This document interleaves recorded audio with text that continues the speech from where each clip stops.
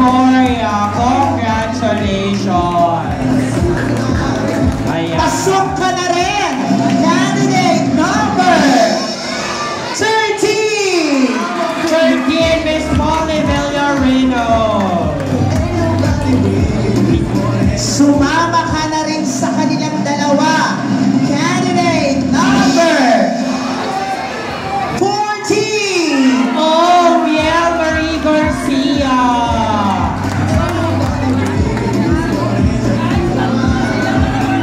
Two more ladies to complete the top 5. Pasok ka na! Candidate number 18! Miss Ria Garcia. So last one na lang, sino kaya ang papasok sa ating Magic 5? Last but not the least, sino ang gusto nyo? Sino? Napakaswerte mo, candidate number 17! Miss Karen Montesilio. Congratulations, ladies. And to the rest of the girls, thank you very much for being part of Queen of Recto Season 3. Yes, Maraming 60% beauty and 40% question and answer. So girls, before that, this question and answer segment was conceptualized by K-Boy Bernardo kasi kagabi wala na akong brain cells. Hindi na siya gumagana. Pinost pa ako kaninang umaga. O, diba? So ang topic natin for tonight is Disney Princess. Sa inyong lahat, gusto nyo maging Disney Princess, right? So you will be given a chance to choose numbers from 1 to 5. And each number corresponds to a Disney Princess video wherein the question will be derived from that video. Pero syempre, ang tema natin ay Disney Princess. So girls, please arrange yourselves. Wala nang timer ito. Wala nang timer, but the judges will not be showing their scores anymore. Okay? So walang timer ito. So please group yourselves from the lowest to the highest number. Okay. Okay. So Miss Yen Victoria, please choose a number from 1 to 5. Magsasalamin ako. Number 3. Please play video clip number 3. So, papanoorin niyo muna, meron tayong video. Then may question.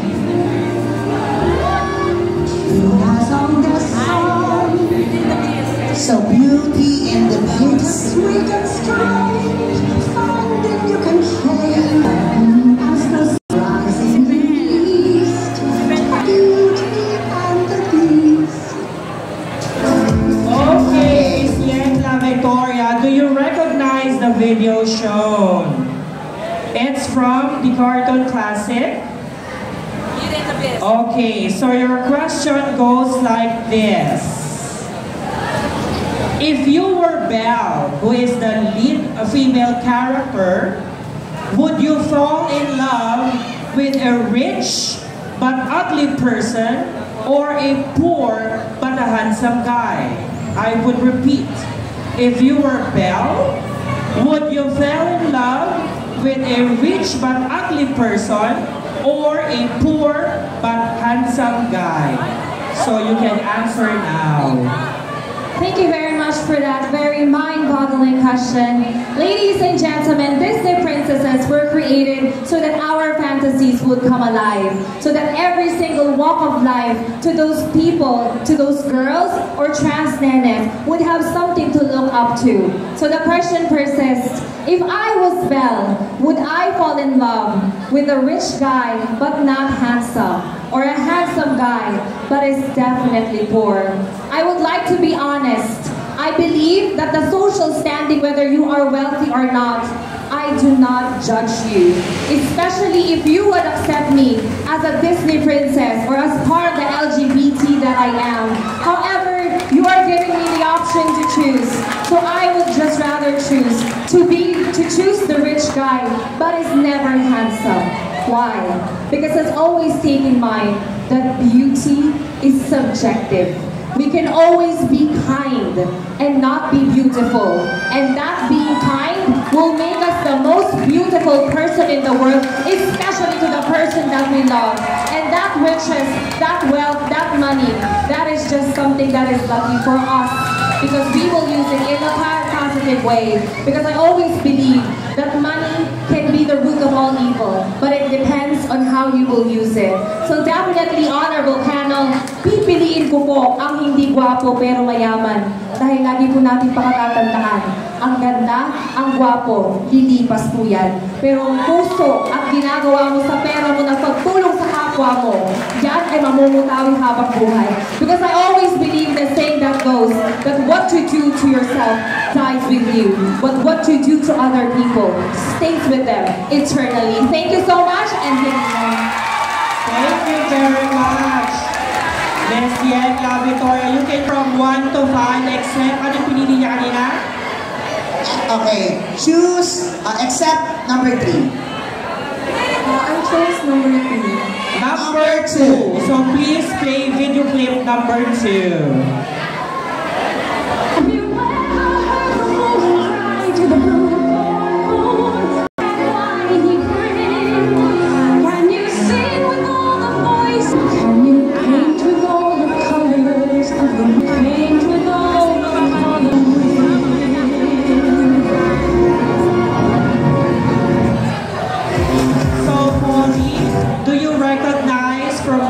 Disney cartoon movie is it? Right? Is it Pocahontas? Yeah, it's Pocahontas. Okay, the question goes like this. Yung mga bata ba, napanood nyo pa yan? Hindi na. Siguro yung mga nanay nyo, no? Okay. Ano dito pinod nila? Nasa YouTube daw. You try to type in Pocahontas with double C. Okay. If Pocahontas is part of the LGBT community, and if you will be Pocahontas, what color would the wind be? I repeat, if Pocahontas is part of an LGBT, and if you were Pocahontas, what would be the color of the wind? Okay, thank you for that very wonderful question. If Pocahontas were to be a part of the LGBTQIA+ community, what would be the color of the wind? As a part of the LGBTQIA+ community, we identify ourselves as a strong and independent individuals just because of our upholdings and our values in life. And for me, what color symbolizes the wind for Pocahontas as a part of the LGBTQIA+ community is the color of red, because it symbolizes the strength and the resilience that we LGBTQIA+ individuals members face for everyday lives. And it is a battle cry that we all been longing for as long as we know what we are fighting and what we know that is right. Then I think it is a must that the color red symbolizes as our strength. And for me, as a part of the LGBTQIA+ community, I think red is enough for us to inculcate the well-being of the entire community. Thank you and good evening. I'll choose number 5. 5. Video number 5.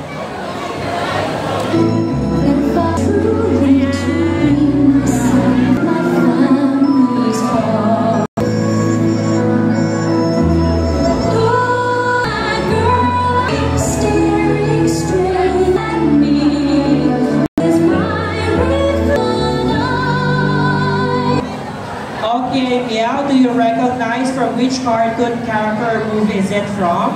Mulan? Yeah, from Mulan. So the question goes like this. If you were Mulan, who is the girl you see in your reflection?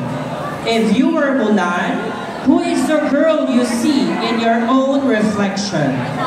Allow me to answer that question, an answer that really comes from my heart.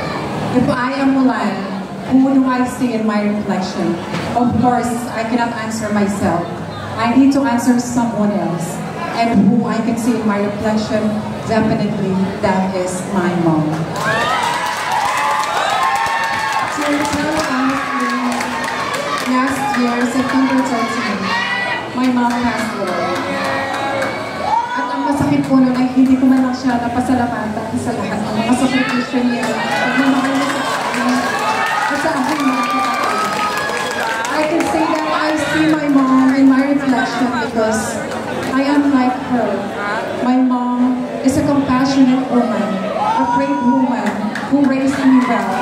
My mom is full of love, a love which is unconditional. That is why I can say that I can see my mom in my reflection because I am brave enough to face all the challenges in my life. And of course, I have this heart with unconditional love that I can give to all the people. Thank you so much. Thank you very much, candidate number 14. Next, number 1, video clip number 1. Please come back. I don't even find you. Wait, please wait.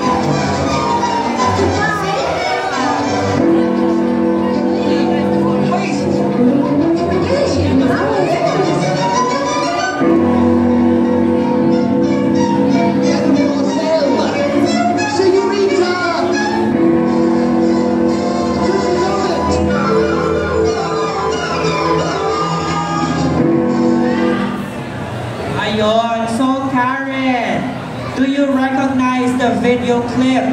Yes, actually that's my favorite Disney princess. Okay, it's from Cinderella. Okay. Your question is this. Hanapin ko lang. If you have a fairy godmother like Cinderella, what will you change in the world until 12 midnight? Ulitin natin. If you have a fairy godmother like Cinderella, what will you change in the world until 12 midnight? Wow, thank you so much for the very wonderful and interesting question. You know what, ladies and gentlemen, in this moment of time, there are a lot of things that I want to change until the 12 o'clock will clock. But if I have a fairy godmother, there is one thing that I want to change to the world. I want to remove all the insecurity of each and every person living in this world.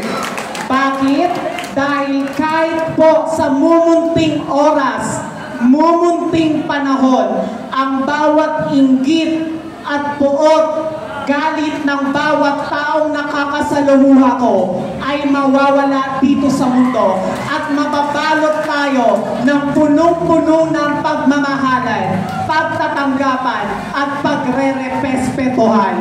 Dahil lagi po natin tatandaan, dito sa ating mundo, napakadaming challenges at pagsubok na kinakaharap natin sa pang-araw-araw. Pero kung tayo ay mabubuhay kahit sa konting piraso ng punong-puno ng pagmamahal, ay mas gaganaan pa po tayong mabuhay araw-araw. And I always believe na kahit ayan po ay pinaka-imposible na mangyari sa mundo, I always believe in what Cinderella once said. Even your heart is grieving. If you keep believing, always remember the wish that you pray will come to you. Thank you very much. Thank you so much. Candidate number 17. Video. I've got gadgets and gizmos aplenty. I've got you. You want thingamabobs? I got 20. But who cares? No big deal. I want more. I wanna see them dancing. What do you call it? Sophia, I hope you recognize the movie which it's from. The Little Mermaid. So here's your question. If you were Ariel, would you rather lose your feet or lose your voice to be a part of this world? I repeat, if you were Ariel, would you rather lose your feet or lose your voice to be part of this world? Thank you very much. You know what, ladies and gentlemen, since when I was a kid, I was wearing something that I can make like a tail. Because I'm dreaming that one day I can be a mermaid. But you know what? I will definitely use my voice to be part of this world, not my feet. Why did I say so? I want to share to all of you, especially to our judges, that I am a real HIV and AIDS advocate. I am HIV AIDS awareness advocate in Laguna. And yes, I want to be the voice to be part of this world. Because I want to educate them. I want to give them knowledge about this kind of big issue. Why did I say so? Ladies and gentlemen, hindi naman po importante kung nakakalakad tayo. Hindi importante kung nakakahawak tayo ng isang bagay. Tandaan po natin, ang importante ay yung boses na pwede nating magbigay na tulong sa bawat Pilipino. And you know what? I want to use this moment because this moment is very special for me. Today, that HIV and AIDS is very rampant nowadays. Every day, we have 50 plus active in HIV. And that is very alarming. And I want to say to everyone here that I have a voice. You can search me in social media, Pia Garcia. I will give you a lecture. I will give you a free testing. And I will educate you about HIV and AIDS awareness. And you know what? I know for the fact na kahit hindi ko man gamitin ang paa at kamay ko, alam ko, magagamit ko ang boses ko para makatulong sa kapwa ko. At yan ang isa sa pinaka-importante, yung makatulong tayo dahil sa mga alam natin sa ating lipunan. Thank you very much.